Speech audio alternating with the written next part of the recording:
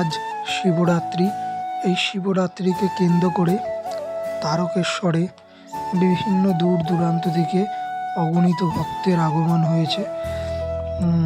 তো এই শিবরাত্রি একটা ভোলে বাবার একটা বিশেষ দিন।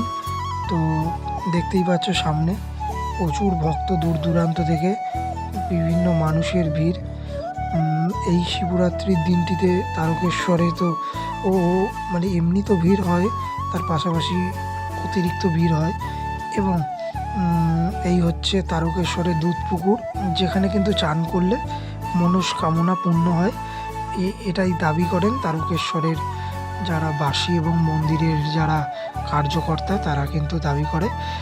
তার পাশাপাশি দেখতে পাচ্ছ এখানে কিন্তু প্রচুর মানুষ স্নান করছে এবং অগণিত ভক্তের আগমন, যেটা তোমাদের বললাম।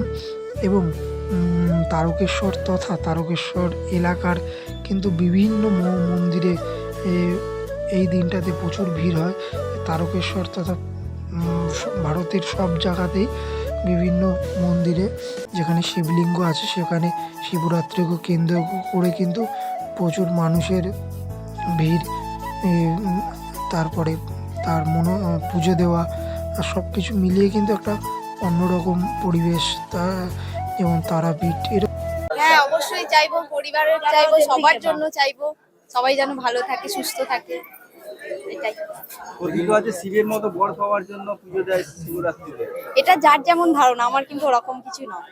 আমার কাছে শিবের একটা ব্রত এই ধরনের কিছু ব্যাপার নেই আমার কাছে। কি চাইবেন বাবার কাছে? চাইবো যে সবাই ভালো থাকুক, আর একটু কিছু। আপনার জন্য কি চাইবেন?